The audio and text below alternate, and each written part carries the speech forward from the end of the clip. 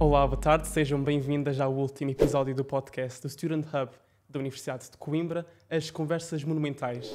Agora, a trabalhar em Lisboa, a nossa convidada de hoje começou os seus estudos na Faculdade de Economia em Relações Internacionais. Estamos a falar da apresentadora de televisão, Sara Sousa Pinto. Está também hoje connosco a senhora provedora do estudante, a professora Cristina Vieira. Sejam as duas muito bem-vindas. Obrigada. Começando por ti, Sara, és de uma localidade que é perto de Lisboa. Como é que soubeste que querias ir para cá estudar para Coimbra? Bom, antes de mais, boa tarde, obrigada pelo convite mais uma vez. Eu acho que sempre soube que queria estudar para Coimbra, nunca foi uma outra hipótese. Aliás, quando eu fui para o secundário e fui para Humanidades, eu sabia mais ou menos a área que queria seguir, mas sempre em Coimbra. Portanto, qualquer uma das opções seria aqui, porque achei que este mundo académico, e depois veio a confirmar-se, não ia encontrar este ambiente em mais lado nenhum do país. E, portanto, ao longo do curso fui deixando um bocadinho de lado a opção de Direito, que era aquela por onde eu achava que seria mais a minha cara, e quando descobri que existia um curso chamado Relações Internacionais, que na altura praticamente não se falava, achei que esse sim tinha tudo a ver comigo e, portanto, pus Coimbra como primeira opção. Depois aí acabei por pôr Lisboa, mas sempre soube que iria entrar na primeira opção e, portanto, fiquei muito contente quando isso aconteceu. E como é que foi a tua adaptação à cidade de Coimbra? Olha, foi muito fácil. Eu comecei à procura de casa aqui ainda mais ou menos por esta altura, mesmo antes de saber os resultados, porque era praticamente impossível que não entrasse na primeira opção, e a partir daí fiz amigos muito rápido. O primeiro dia de praxe também correu muito bem. Eu não sou nada daquelas pessoas que são anti-praxe porque acham que a praxe é algo muito difícil. Para mim nunca foi, porque sempre soubemos fazê-lo como deve ser. Tinha mais a ver com integração do que com submissão. Muito mais com integração. Nunca fui submissa, aliás, não tenho feitio para isso, portanto também não teria pudor nenhum em recusar qualquer coisa que me tentassem impingir e que eu não achasse que estavam a ser corretos comigo. E, portanto, foi tudo muito fácil desde o início e muito agradável. E a professora Cristina é de cá de Coimbra, sempre quis estudar cá na universidade? Olá, boa tarde. Muito obrigada pelo convite. É uma honra estar aqui convosco neste último episódio desta série de podcasts. Eu sempre quis estudar na universidade. Eu nasci na cidade, cresci na cidade. A universidade era sempre, no fundo, o topo da cidade e era conhecida a cidade de Coimbra pela universidade, sobretudo. Logo, nunca coloquei sequer a hipótese de estudar para outro local. E efetivamente consegui entrar na universidade, mas acompanhei a vida académica desde sempre. Conviveu desde cedo com esta realidade, não é? Desde sempre, porque eu andava na escola Jaime Cortesão, que é ao fundo da Praça da República, em frente ao mercado municipal, ao pé do Jardim da Manga, e os estudantes na Queima das Fitas iam muitas vezes visitar-nos. Nós víamos o cortejo do muro da escola, fazíamos algumas maldades, mandávamos água com sacos de água para ver se acertávamos nos carros, mas sempre numa perspectiva de querermos também ser como eles um dia mais tarde. Logo era muito divertido, o cortejo sempre fez parte da nossa vida de estudantes do ensino secundário e sabíamos que se nós nos esforçássemos conseguiríamos entrar. Um sonho que se veio concretizar no futuro, não é? Veio-se a concretizar no futuro, é verdade. E depois, naturalmente, acabei o curso no final dos 5 anos, o curso de Psicologia, e surgiu a oportunidade de concorrer a uma vaga para assistente estagiária na faculdade. Consegui e pronto, e fiquei, mas nunca coloquei a hipótese sequer de mudar de cidade, de universidade, de profissão, e fiquei sempre por cá com muito orgulho. E Sara, de onde é que apareceu o interesse pelas relações internacionais?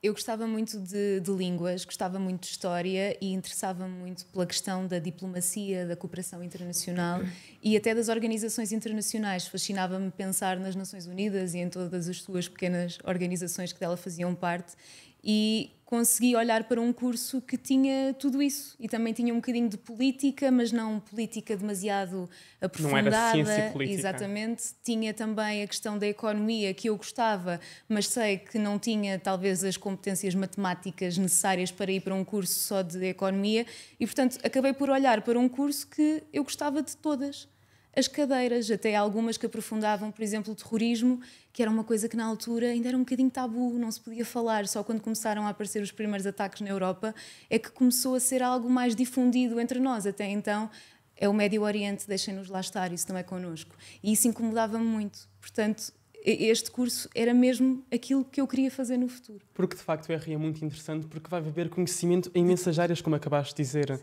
É a economia, é a ciência política, é a história, sim, é a cooperação internacional, a gestão, tudo. Sociologia. Tinha tudo. Um curso muito completo. Muito completo mesmo. E a professora Cristina Vieira é doutorada em Ciências da Comunicação. De Educação. Da Educação, sim é. Quando é que começou a vir o chamamento para esta área?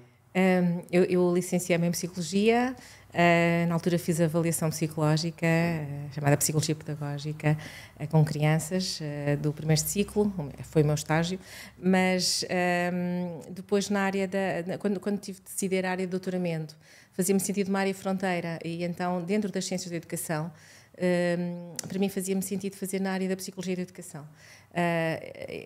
Eu não posso dizer que terá sido um chamamento, terá sido uma tentativa da minha parte de uma certa confluência de interesses entre o que eu sabia sobre o desenvolvimento humano e aquilo que eu queria, no fundo, aprender mais, e ao mesmo tempo tentar imaginar atos educativos, seja que idade for, a partir da compreensão dos princípios do desenvolvimento humano, do pensamento, da linguagem, da memória.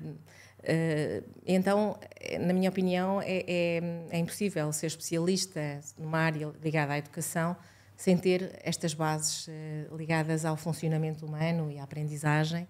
Logo, surgiu, eu diria naturalmente, não é? este interesse pelas ciências da educação, e dentro das ciências da educação, sobretudo mais pela psicologia da educação, também cruzado um pouquinho com a psicologia social. Foi quase uma evolução lógica da sua progressão académica, não é? Foi porque eu era docente, não é? E não era docente de cadeiras fundamentais de psicologia, era docente de metodologia da investigação científica. Foi uma cadeira que eu acabei por me preparar para lecionar também um pouco de uma forma autónoma e mais individual, e também com acompanhamento, obviamente, porque ela não existia nos currícula do meu curso, nem dos cursos aos quais eu depois fui lecionando a disciplina. Era a metodologia da investigação científica, que era transversal às diferentes áreas. Mas o doutoramento foi sobre as questões das representações sociais associadas ao ser mulher, ao ser homem, por parte dos pais e das mães. Cruza muito, no fundo, o ato educativo na família e o pensar a pessoa enquanto cidadão em formação desde o início, cidadão e cidadã, e ao mesmo tempo também compreender a diversidade dos contextos de vida, as múltiplas possibilidades de ser pessoa em contexto, as escolhas que se fazem. Logo, esta confluência, no fundo, de áreas disciplinares também me ajudou a fazer o meu trabalho e a sentir-me sempre um pouquinho dividida entre a psicologia, que era a minha formação de base, e as ciências da educação. Que é uma área que ainda tem muito para se estudar, não é? É uma área que acaba por estar presente em diferentes outras áreas, não é? E que bebe dessas outras áreas. No relatório que a Unesco lançou recentemente, chamado Construir os Nossos Futuros Juntos, ou Imaginar os Nossos Futuros Juntos, é mesmo dito que as ciências da educação e a educação em geral são áreas que são, no fundo, permeáveis a outras áreas e não podem existir sozinhas, não é? Eu não posso conceber atos educativos sem saber de relações internacionais, sem saber das diferenças entre as pessoas e também das suas semelhanças, daquilo que as une e daquilo também que ao mesmo tempo as diferencia, sem as distinguir no sentido de serem melhores ou piores, mas no sentido de sermos todos muito diferentes muitas vezes. Logo, exercer a profissão de especialista na área da educação ou de técnica superior de educação, como que eram as ciências da educação, ainda estão a lidar com um problema, como é que se chama uma pessoa que é licenciada em ciências da educação. Houve muitas tentativas de designar a profissão, pedagoga, educóloga, nenhuma delas reuniu consenso e até hoje ainda se continua a discutir. Mas basicamente o que eu gostava de deixar é que é uma área que só pode existir na sua interseção com diferentes áreas, não é? Porque não existe isoladamente. Não, e não existem educandos neutros, nem a aprendizagem é um ato neutro ou é um ato isolado dos contextos de vida e das características das pessoas que aprendem e também de quem ensina e das suas convicções. Nós não somos educandos e educadores ascéticos ou, no fundo, higienizados, digamos assim. Somos pessoas com contextos, com valores, com uma cultura de base, com convicções. Esperamos nós que sejam todas elas positivas e favoráveis à boa convivência e à interação humana que respeite todas as pessoas que existem e as suas diferenças e semelhanças. Nem sempre é assim, infelizmente, e por isso estamos cá todos os dias, não é? Nas nossas diferentes áreas para construirmos conhecimento e para fazer uma diferença e podermos aplicá-lo em conjunto para construirmos, no fundo, um mundo melhor. Isto parece que é um clichê, mas não é, porque se não acreditássemos nisso, não estaríamos, por exemplo, a partilhar hoje as nossas experiências para podermos até servir como, no fundo, como exemplo para quem nos puder ouvir. Futuras. Exatamente, e que vale a pena acreditar sempre e ter objetivos de vida.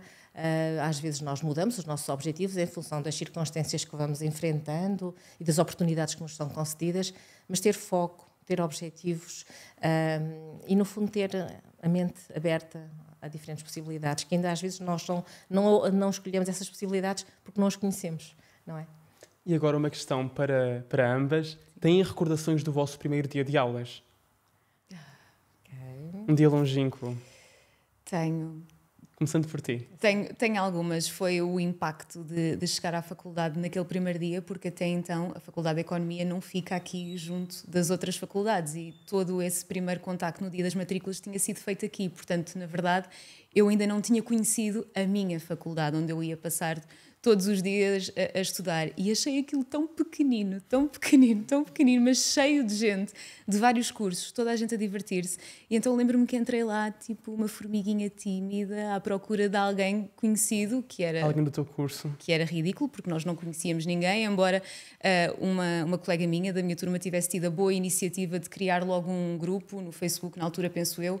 Deu-se ao trabalho de ir ver os nomes de cada pessoa que tinha entrado naquele curso para tentar juntar toda a gente e facilitar essa primeira integração, e acho que na altura dei-lhe os parabéns e devemos-lhe isso ainda hoje, de ela ter facilitado muito esse processo.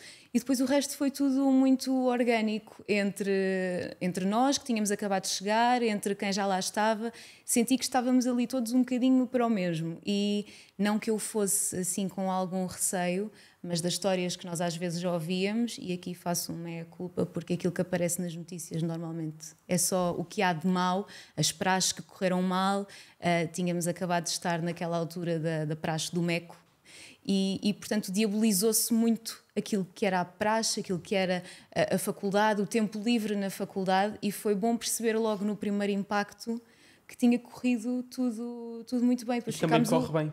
Porque também corre bem, e corre mais bem, não devia dizer isto, mas do que mal.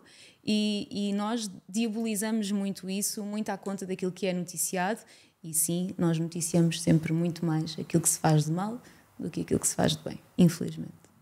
E no caso da professora, recordações desse dia? Pronto, eu tenho aqui uma desculpa, não é? Que já lá vão, eu estava a fazer contas uns 37 anos, não é? Pronto, a nossa memória também começa de vez em quando a pregar-nos umas partidas. Exatamente tão claro como a Sara não tenho, desse meu primeiro dia. Sim. Tenho a recordação de ter chegado à Faculdade de Psicologia, que na altura já estava no Colégio dos Órfãos, lá embaixo, pertinho da Sé Velha, no edifício que era Santa Casa da Misericórdia. É um edifício lindíssimo, magnífico, que ficava muito perto do centro da cidade, da Baixinha, onde vivia a minha avó. E onde eu tinha crescido, logo eu sentia-me praticamente perto de casa, não é? Toda aquela zona, eu fui criada ali na zona da Baixa da cidade, conheço aquelas ruas todas muitíssimo bem, e lembro-me também, de facto, da importância que teve a praxe, a existência de um padrinho que nos batizou no Rio, a amizade. Nós éramos cerca de 52, 55 alunos na altura, agora os cursos são muito mais... um número de pessoas por turma maior, mas sim, conhecíamos mais ou menos todos, ao fim de algum tempo. Sempre fui muito de estar junta com outras pessoas e de criar, não amizades no sentido de precisar de fazer as amizades para me sentir integrada, não é nesse sentido, mas gostava de conviver e de participar, sobretudo. Comecei logo a participar no núcleo de estudantes, depois participei mais tarde na associação académica, nas listas, etc. Logo sempre, para mim foi muito importante envolver-me na vida também extra classe, extra aulas, não é? Só tinha um senão também, é que eu vivia na cidade, não é? Logo a minha liberdade terminava... Era mais condicionada. À hora do último autocarro para casa. Porque cresci na cidade, mas depois comecei a viver nos arredores, e a minha liberdade de fazer as coisas que eu gostava e de estar com os meus colegas. Acabava a hora do meu último autocarro para casa, que era à meia-noite, ali na porta na entrada do Jardim da Sereia. Logo, acho que foi por isso que eu nunca quis ir para Lisboa, respondendo à tua pergunta. Logo, com exceção dos dias em que eu tinha autorização do meu pai para dormir em casa de uma colega ou de outra, aqui pronto. E não era muito longe, eu vivia perto da estação de Coimbra B, não é? Mas ir a pé gostava, e eu era muito jovem, tinha... Ainda era uma bela caminhada. Ainda era uma bela caminhada que eu fiz algumas vezes, senão estava tramada com o meu pai. Se eu tivesse perdido e perdi o autocarro algumas vezes, mas ele era muito querido, mas sempre muito preocupado que me pudesse acontecer alguma coisa, não é? E esta caminhada de uns 2 km, 3, ainda custa. Mas lembro-me da amizade e do companheirismo, fizemos logo amigos. Nós em psicologia éramos sobretudo meninas, não é? E habitualmente íamos estudar para o bar das matemáticas, não sei se sabem porquê, porque eram mais os rapazes no bar das matemáticas, e também tínhamos a visita dos rapazes da parte das matemáticas, etc. Lá embaixo na Faculdade de Psicologia. Era um autêntico intercâmbio, não era? Havia um intercâmbio que era muito interessante e fizemos amigos para a vida. Ainda hoje tenho amigos que não são do meu curso e que mantenho para a vida. E Coimbra sempre será uma cidade muito familiar, não é? Sim, e que me traz grande nostalgia quando chego. Não venho cá assim tantas vezes, mas é inevitável chegar ali à ponte, atravessar o rio e não começar a ter grandes memórias e até ficar assim um bocadinho emocionada. Eu que nem sou de grandes emoções, costumam dizer que eu sou uma pessoa fria. Tenho grandes memórias disso e gostava de me lembrar um bocadinho mais do meu último cortejo. Acho que toda a gente sabe porque é que nós não nos lembramos, não é? Não é preciso entrar em grandes pormenores sobre isso, mas do pouco que me lembro foi de vir a chorar o caminho todo porque isto ia acabar e não era suposto, e deu-nos tanto trabalho fazer aquele carro. Saiu-nos tanto do nosso pelo, como se costuma dizer, e foi tanto esforço, um ano inteiro a trabalhar, e depois acabou assim, num descer de uma rua, e é isso, e já está. E passou a correr.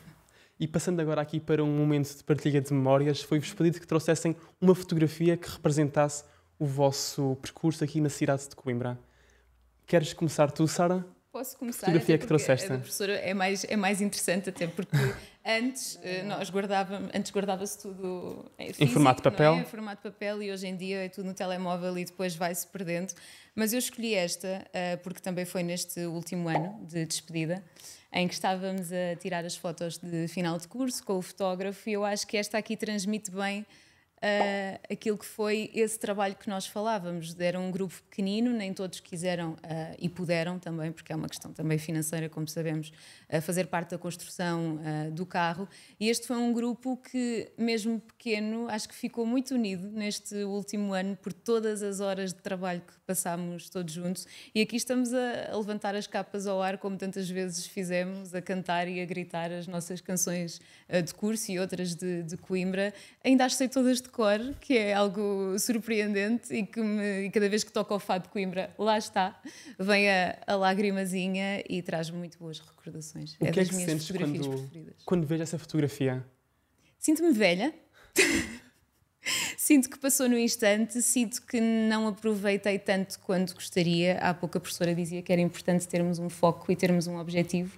Eu acho que estava demasiado focada nesse objetivo de ter que conseguir uma boa média, porque desde muito cedo que fui pressionada para isso por parte dos meus pais, mas até dos meus professores do secundário, e ficou muito aquela frase de tens que ter uma boa média, porque hoje em dia as coisas estão cada vez mais difíceis e se não fores bem sucedida não vais... E eu sabia que a média não era tudo, mas acho que, sobretudo no último ano, se calhar foquei-me demasiado nisso e não aproveitei tanto quanto gostaria. Portanto, um dos conselhos que eu dou sempre é estudem muito, tenham metas, sejam focados, tenham objetivos, que é muito importante, mas aproveitem, porque eu sinto que eu não aproveitei aquilo que eu podia ter aproveitado e depois fechei os olhos e acabou. E já não volta. Esses anos não voltam. Eu achava que os verdes anos não voltam. As nossas preocupações na altura eram imensas, porque tínhamos que estudar muito, muito, muito, e hoje caímos na real e pensamos, não, aquilo é que eram os bons anos, aquilo não eram preocupações. Preocupações temos hoje, preocupações teremos amanhã e cada vez mais. E não aproveitei o que eu devia ter aproveitado. É isso que fica também. E a professora, que fotografia nos trouxe? Então, antes de mostrar a fotografia, vou mostrar algo da minha geração, que é o meu álbum académico com a fitinha da cor do meu curso, certo?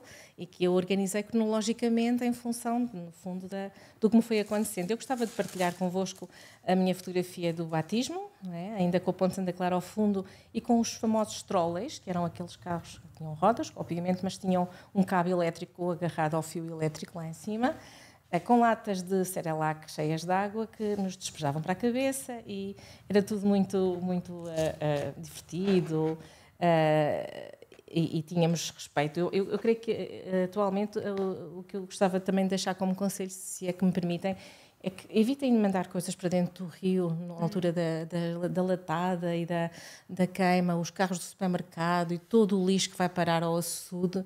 Para quê? Podemos nos divertir e respeitando na mesma os recursos que temos à nossa volta, porque aquilo é tudo nosso, não é? E se nós estragarmos, o que vamos deixar para as novas gerações, ou para as gerações que virão a seguir, será pior do que aquilo que nós temos. Então, também gostava de destacar uma visita que eu fiz no segundo ano a Estrasburgo. Portugal tinha entrado na Comunidade Económica Europeia no ano anterior, e na faculdade, já não consigo reproduzir como é que surgiu esta oportunidade. Eu sei que escolheram estudantes que tinham ganho, não sei se foi a melhor nota num trabalho. Pronto, eu fui uma das pessoas que tive a sorte de ir a Estrasburgo de caminhonete ao Parlamento Europeu com mais estudantes de outros cursos, de outras faculdades. Uma viagem fantástica. Lá fomos nós, que eu já podia usar o fato académico, já estava no segundo ano, já não era caloira, não é? E pela primeira vez pude visitar uma instituição europeia, e nós tínhamos acabado de chegar lá. Depois também gostava de destacar 2 fotografias da minha ida numa das primeiras mobilidades Erasmus da Universidade de Coimbra. Eu fui a Salamanca, não sei se foi a primeira ou uma das primeiras, tive 15 dias em Salamanca, e até hoje eu creio que os meus colegas do carro nunca me perdoaram, porque eu não estive cá para fazer as flores do carro. Estava em Salamanca no meu Erasmus. Quando eu cheguei, estava o carro pronto, logo não me piquei nos dedos, nada. Eu participei sempre, mas só com o coração à distância. Devo ter feito umas quantas flores, mas foi em Salamanca também. Tive a oportunidade de perceber o que era uma universidade estrangeira, embora fosse quase como se fosse nossa casa, porque nós sentimos que Espanha são os nossos irmãos, mas sim, era uma universidade diferente, são com outros ritmos, outra língua, outro tipo de aulas, e foi maravilhoso. Por isso são as fotografias que eu gostava de partilhar convosco. E bem bonitas. Obrigada. Sara, tu fizeste parte do núcleo de estudantes de RI. Sim. Sentes que essa foi uma mais-valia para o teu percurso académico e profissional? Sem dúvida para o profissional, porque foi aí que começou o bichinho da comunicação. Eu lembro-me que nunca tinha feito parte das minhas ideias ir para um pelouro, e na altura esse pelouro tinha o Jornal de Relações Internacionais, e a rapariga que estava já no último ano, ia sair do curso e queria alguém para assumir aquele lugar. E não sei porque veio falar comigo, mas nós nem éramos próximas, portanto foi uma coisa que lhe surgiu, e eu pensei, por que não? Eu gosto de escrever, gosto de ler, sou interessada, vamos a isso. Já na altura via imensas notícias, era uma coisa que sempre gostava de fazer, por que não? Bem, e começo a ir, felizmente nós na Faculdade de Economia tínhamos muito essa facilidade, recebíamos vários oradores, desde políticos, oradores também internacionais, ligados à economia, ligado à diplomacia, e eu ia a todas essas conferências, fazia o meu artigo, supostamente jornalístico, que hoje sei que aquilo jornalístico tinha muito pouco, não é? Era um artigo escrito por mim, e punhamos no jornal, e o jornal começou a ter imensas visualizações e as pessoas começaram a interessar-se por ele, e até vieram dar os parabéns de que eu tinha dado um upgrade no jornal e voltado as pessoas a interessarem-se. Eu pensei, olha, eu gosto de fazer isto, afinal tenho jeito para isto. Afinal tenho jeito para isto. E então é aí que eu deixo um bocadinho de parte a ideia da diplomacia, porque a minha ideia depois era continuar em Coimbra e fazer mestrado em Direito Internacional. Só que fiquei um bocadinho triste, porque quando começo a ver as cadeiras do mestrado eram muito parecidas com as da licenciatura, e eu não gosto de sentir que estou, de alguma forma, a perder tempo. E não queria ficar mais 2 ou 3 anos a estudar a mesma coisa. Então pensei, bem, se eu não posso ser a pessoa que está dentro das organizações, posso ser a pessoa que está a relatá-las. E é aí que começa a ideia do jornalismo de guerra, da reportagem de guerra, o jornalismo internacional, e é muito à conta de ter estado a fazer parte desse pelouro da comunicação e do jornal que depois opto por ir para a pós-graduação em jornalismo. E a professora sempre soube que queria seguir docência? Eu sempre gostei de lidar com as gerações mais jovens na perspectiva, no fundo, de cuidar, de ensinar, de apoiar, etc. E depois, quando acabei o curso, imediatamente abriram concursos para a minha faculdade, para assistente estagiária, e eu concorri e de facto entrei logo. Eu numa outra entrevista em que participei, já contei a história. Na altura o Tribunal de Contas congelou o concurso por causa de questões orçamentais do país. E eu continuei na mesma, eu e outros colegas tínhamos entrado a dar aulas durante cerca de um ano, mas depois acertaram as contas todas e foi tudo pago, mas andámos um ano a trabalhar sem sabermos o que nos ia acontecer a seguir. Mas era tempo integral e de facto dediquei-me de corpo e alma ao que eu comecei a fazer e até hoje nunca sequer coloquei a possibilidade que eu podia ter feito de pedir a não exclusividade e poder abrir um consultório como psicóloga. Cheguei a ter a cédula, cheguei a ter a possibilidade de o fazer, mas desisti porque de facto senti-me completamente realizada no que fazia.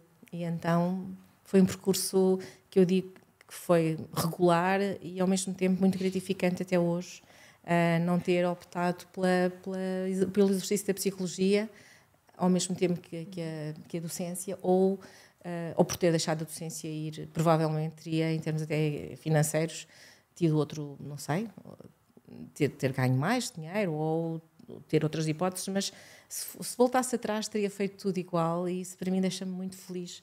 Porque quando começamos a fazer uma análise da nossa vida em termos retrospectivos, às vezes pensamos, se calhar, não devia, mas não, faria tudo igual. Gosto muito da... E atualmente a professora Cristina Vieira exerce também a função de provedora do estudante. Como é que encarou este novo desafio? O desafio foi um desafio que eu aceitei com grande sentido de responsabilidade, não é?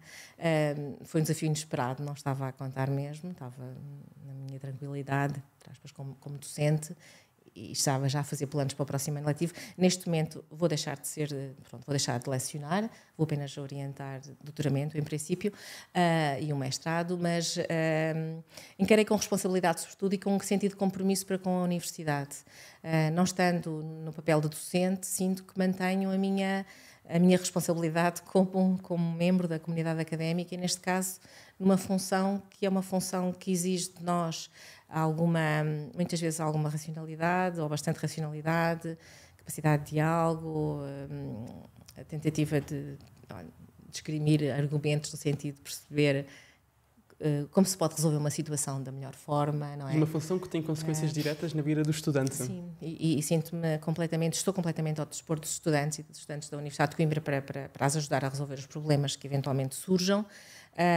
E para dialogar com os serviços e também sinto da parte dos serviços que estamos todos a cooperar para que isso aconteça e tenho sentido isso ao longo dos últimos 3 meses em que já estou no exercício de funções, mas sobretudo é uma grande responsabilidade que eu assumo com sentido sobretudo de compromisso e também estou grata por me terem confiado essa responsabilidade. Sara, quando tu estudaste, alguma vez pensaste em recorrer ao provedor do estudante para alguma matéria? Olha, por acaso, não, e acho que é importante estarmos a falar sobre isso para termos noção de que as coisas existem e estão ao nosso dispor e que é um canal, de facto, que é próximo, que funciona e onde nos podemos sentir à vontade, porque agora, olhando para trás, houve situações em que eu precisava de ter tido esse apoio e não o tive e não sabia que ele estava à minha disposição ou se calhar, mesmo que tivesse ouvido falar, pensaria sempre que seria algo extremamente burocrático. E nós deixamos sempre para depois, não é? Se não vou ter uma solução agora, no curto prazo, não vale a pena deixar, mais vale deixar. E portanto, acho que é importante estarmos a falar sobre isso e acho que do pouco que conheci aqui da professora tem as características ideais para assumir esse cargo, porque acho que a empatia e proximidade é algo que tem que existir nesta função. A Provedoria de Estudantes está à disposição de todos os estudantes da Universidade de Coimbra, seja qual for o assunto, claro, assunto ligado a questões pedagógicas, de relação com os serviços ou outras. No fundo, somos uma mediadora, neste caso, de comunicação entre partes, não é? Temos o nosso e-mail, temos a nossa porta aberta diariamente aos estudantes, por isso ninguém fica sem resposta se nos contactar. Disso podem ficar certos e certas, por isso contactem-nos. Eu vou querer, agora no início do ano letivo, fazer visita a todas as faculdades e órgãos da universidade onde existam estudantes, para que nos conheçam ainda mais. Eu sei que o meu colega anterior, o Dr. Paulo Peixoto, já o tinha feito, e as pessoas que nos antecederam também, os colegas anteriores. Mas sim, a Provedoria existe desde 2009 na Universidade de Coimbra. Foi criada em 2007 a lei da Provedoria nas universidades, mas estamos ao dispor e temos sido contactadas com frequência nos últimos meses. E pronto, há situações mais difíceis, outras mais simples de resolver, outras que nem sequer são das nossas competências, mas que encaminhamos para os serviços. Mas existimos e é uma função a tempo inteiro, autónoma, com total independência de reitoria, e isso foi-me garantido desde o princípio, daí também aceitei com muito grado esta responsabilidade que o Sr. Reitor no fundo me deu, e a sua equipa, mas estamos ao dispor de qualquer estudante que necessite de apoio. Bem, passando agora aqui para um outro segmento, temos aqui a nossa caixa mistério. Ai, meu Deus. Sara, tu vais tirar uma questão e a professora vai-te a ler. Ok. Até para isto é preciso ter sorte, não é? Abanar? Abanar.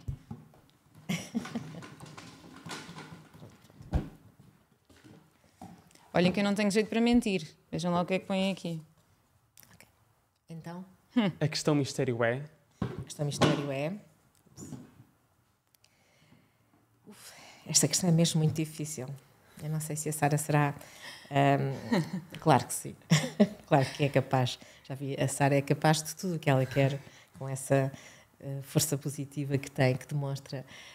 Então, Sara, como é que é um dia na vida da Sara? Ai, é um dia com muito sono, para começar. É um dia em que se acorda às 5 da manhã e não dá para fazer snooze, porque senão não há snooze, adormeço mesmo e não vou trabalhar. Às 5h30 estou na TVI, fico naquela parte chata de maquilhar, arranjar o cabelo, que demora imenso tempo.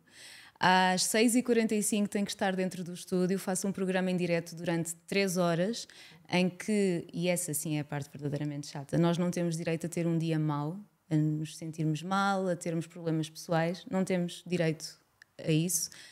Eu costumo dizer que a minha avó faleceu o ano passado no verão, eu tirei o dia a que tinha direito e no dia a seguir eu tinha que estar lá.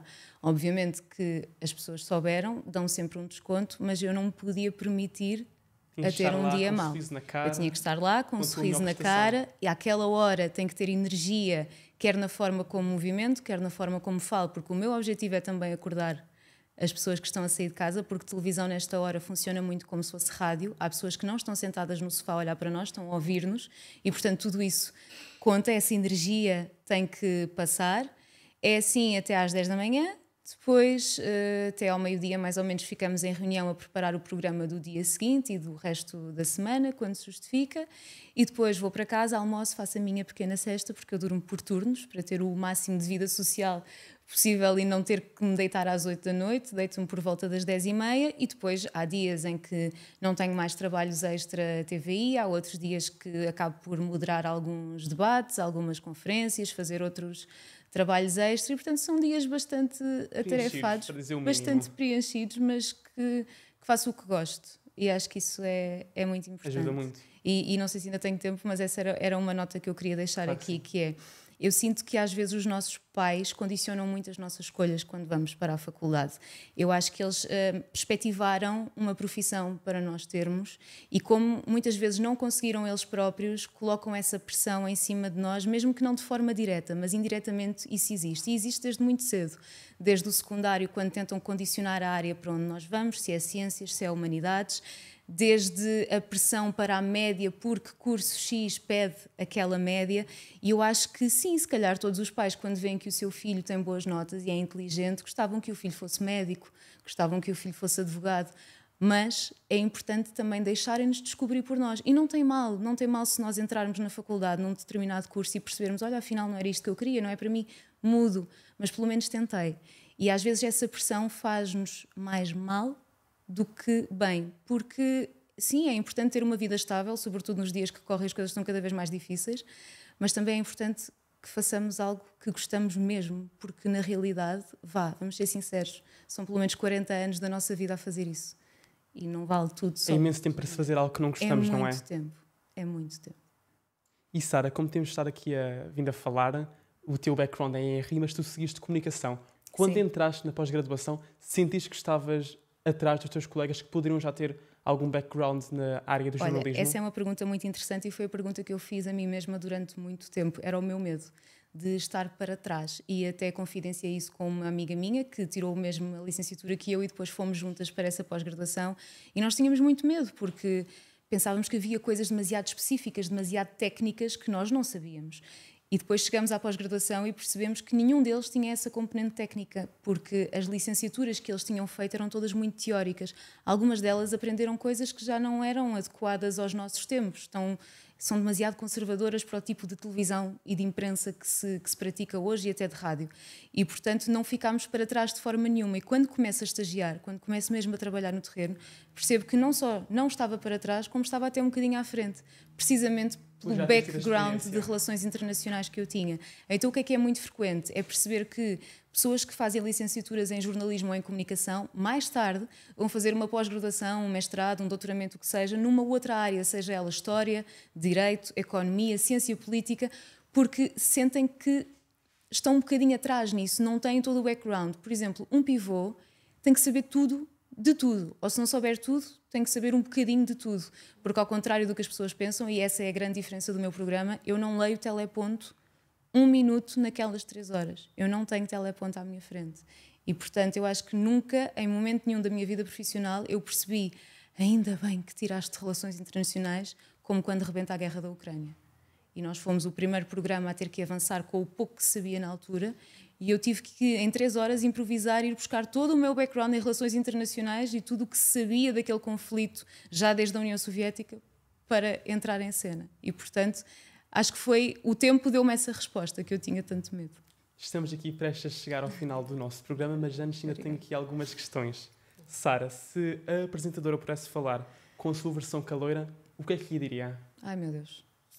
Eu acho que foi um bocadinho aquilo que eu disse há pouco, que é diverte-te acima de tudo, porque depois, afinal, quando chegamos ao mercado de trabalho, a média não é tudo, as notas não são tudo. Há experiências que são muito mais enriquecedoras, experiências pessoais. Não há nada que eu me arrependa mais do que não ter feito Erasmus, e, portanto, quem tiver essa possibilidade, por favor, faça, porque eu sempre fui muito independente e, portanto, não acho que seja ao nível da independência que o Erasmus me ia trazer alguma coisa, mas viver com outras pessoas, viver com outras culturas, conhecer outros sítios. E se há essa possibilidade, façam. Eu na altura não fiz por motivações pessoais e familiares, não era a altura mais indicada, mas é o que me arrependo mais de não ter feito. E, portanto, acho que era isso que eu dizia. Professora, faço-lhe a mesma questão. O que é que diria a sua versão caloira? É muito bem. Só dizer à Sara que agora, inclusive, os estudantes de doutoramento podem fazer Erasmus, por isso a Sara pode voltar para a Universidade de Coimbra e finalmente faz o seu Erasmus também como estudante de doutoramento. Vai pensar nisso, não vai? Como caloira, eu concordo com a Sara, aproveitar, ter foco, como ela disse há pouco também. Então, aproveitar bem a experiência universitária, obviamente não desprezar ou menosprezar a importância do conhecimento científico, daquilo que se aprende efetivamente nos cursos em questão, mas também, de facto, as famosas soft skills, que agora se fala muito, são muito importantes, e essas outras competências, essas outras capacidades, chamadas mais soft, aprendem-se também fora da sala de aula, em experiências diversas na universidade, desde experiências de voluntariado até à participação nos núcleos de estudantes, nas atividades estudantis, mesmo fora das próprias faculdades. Para além dessa importância da gestão do tempo e de priorizar em certos momentos, muitas vezes o estudo, noutros momentos em que não seja tão necessário, provavelmente, dar mais também importância à vida social ou tentar conjugar a vida social, de facto, com a gestão das exigências académicas. Mas uma coisa que eu gostava muito de dizer também a todos os estudantes, mulheres e homens e pessoas não binárias, é que a importância também da noção de consentimento, não é? Seja dentro do espaço escolar, dentro da sala de aula, na relação com colegas, na relação entre colegas ou também dos colegas com superiores hierárquicos, mas também fora dos espaços, nomeadamente nas praxes. Eu acho que a praxe são rituais muito interessantes de integração na universidade e que devem ser vividos de uma forma muito positiva, não é? Mas, de facto, também sabemos que às vezes se passam algumas linhas, chamadas agora linhas vermelhas, não é? E a importância do consentimento, de eu saber dizer não, se eu não quero, seja na praxe, seja fora da praxe, seja nas relações entre as pessoas, entre colegas, entre pares, ou nas relações com superiores, com outros profissionais da universidade, não docentes. É importante sabermos o nosso espaço e os nossos direitos também como cidadãs e cidadãos, para podermos conviver de uma forma saudável, não é? Respeitando-nos uns aos outros. Sem dúvida. Dentro daquilo que nós sabemos que são as regras da convivência salutar entre as pessoas. E mesmo para terminar, o que é que levam da vossa vivência cá em Coimbra para a vida? Levo a minha independência, a autonomia que tenho hoje, o saber dizer que não, que a professora falou, conhecer os meus limites, quer físicos, quer sobretudo mentais, e eu sinto que agora tudo o que é importante e que se fala, toda a gente vai dizer que é clichê, mas não é clichê, é verdade. Essa pressão que eu falava há pouco não é benéfica para nós. Eu saí de Coimbra com um ligeiro esgotamento e não vale a pena. Não vale a pena isso tudo. Portanto, priorizem o vosso tempo, a vossa saúde mental. Isso é algo que eu trago daqui de Coimbra, que foi uma lição que agora não permito que me aconteça mais no trabalho. E nesse aspecto, Coimbra e a faculdade deu-me essas ferramentas que eu considero tão importantes. E também a questão dos amigos, de saber conhecer as pessoas, saber diferenciar aquilo que são colegas de amigos, e não há problema nenhum. É perfeitamente normal, é o que vai acontecer na vida. Aceitar também que as pessoas vão e vêm e que há pessoas com quem deixamos de nos relacionar e que também faz parte, e está tudo bem, não é preciso guardar rancor sobre isso. E, portanto, acho que aquelas ferramentas que eu era muito nova, não é? Tinha 18 anos, quando saí da faculdade tinha 21, comecei a trabalhar com essa idade, portanto, estava ainda a formar-me enquanto pessoa e acho que as minhas primeiras lições foram todas aprendidas aqui, portanto, devo muito a esta cidade e a esta universidade. E a professora, o que é que leva para a vida de Coimbra? Eu continuo todos os dias a beber da cidade e da universidade, desta influência. Até tenho a palavra Coimbra no meu nome próprio, por isso, no meu nome de família, por isso está no meu ADN também familiar. Mas levo sobretudo, e acho que posso subscrever tudo o que disse a Sara, da dedicação dos amigos, e também da ligação à própria universidade, não é? Desta sensação de pertencer. É muito importante esta sensação de pertença. E também tenho apreciado todos os dias com muita... É muito claro para mim a dedicação das pessoas que eu conheço desde que entrei na universidade, nos diferentes serviços, que cá estão ainda, docentes, não docentes, mas que fazem parte da casa, e sem elas a universidade não funcionaria, não é? Por isso somos todos igualmente importantes. Somos todos uma família, não é? Somos todos uma família e somos todos responsáveis por tudo o que acontece dentro da universidade, não é? Logo, essa dedicação e esse compromisso com a universidade, independentemente da posição do ranking em que ela está, ainda agora saíram os rankings, não é? De Xangai, a Universidade de Coimbra felizmente subiu, mas é uma métrica como é outra qualquer, pronto, e nós não estamos a trabalhar só para as métricas, embora elas sejam importantes, mas esta sensação de pertença e de nos sentirmos parte de algo que tem história e que nós queremos preservar como uma história que vai ser lembrada, e que, por exemplo, eu tenho um filho que vai entrar agora no ensino secundário, e um dos meus objetivos de vida é que ele possa entrar na Universidade de Coimbra, obviamente não o pressionando para a área, ele agora ainda está a descobrir, ainda não sabe muito bem o que quer, mas para mim seria um orgulho que ele pudesse usufruir da universidade que me formou e onde eu neste momento ainda... Mais antiga do país. Exatamente, e é uma das mais antigas do mundo. Sim, por isso é a sensação de pertença, de compromisso e ao mesmo tempo um espaço de liberdade também, e também de familiaridade, porque nós sentimos-nos, eu acho que bem, nas relações, mesmo quando eu era aluna, com os nossos professores.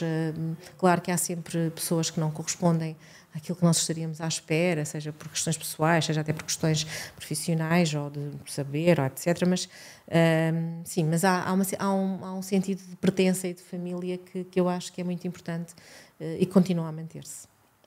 Muito obrigado pela vossa presença e pelo vosso contributo.